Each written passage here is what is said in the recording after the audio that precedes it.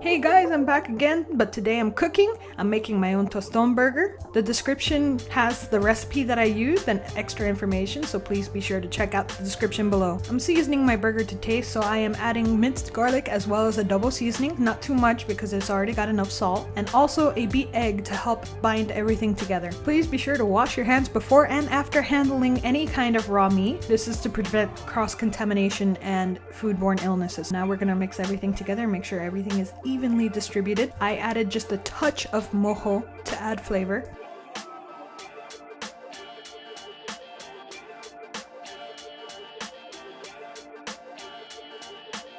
And now we have our plantain. It's got to be the green, hard and starchy one, not the yellow, slightly green one. Please take a moment to appreciate the banana phone. We're also going to be cutting this, and we're using a pretty big knife, so please be careful. Speaking from experience, I didn't cut myself in this video, but it's not fun to get a cut whatsoever, so please be careful. We're going to cut along those vein-looking things on the sides of the plantain. It helps peel it a lot faster. But mind you, this thing is not easy to peel. That's why it's sped up. It took me a little bit to peel them. We're first going to cut the ends of the plantain and then cut along the veins of the plantain. And then we're going to cut them into even pieces. I only got 2 plantains, but just in case, get like an extra 1 or 2. You're gonna get a pan that is deep enough to fry and then fill it with oil enough to cover the plantain. I don't think I used enough. And you're gonna put it on medium-high heat. You do not want to put it in high heat because you do not want oil to start crackling and hitting you, or worst case scenario, you start a grease fire. Be sure to preheat whatever vessel you are using to cook your burgers so that you have it ready.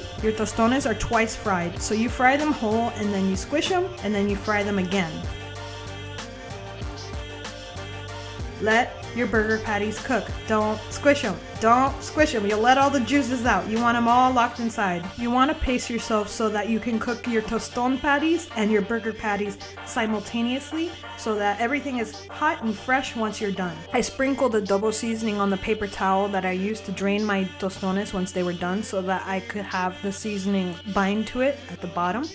Don't forget to melt your cheese on top of your patties. A little trick I did is hold the lid over that so the steam would rise and then go back down to melt it. And then you add cilantro sauce. You can find a recipe to make it at home or do what I did and go to Pollo Tropical and then get garlic cilantro sauce because it is really good and I was really lazy.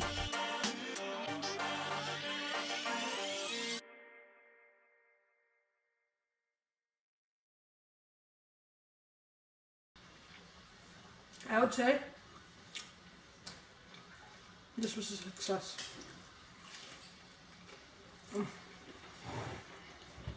Hello?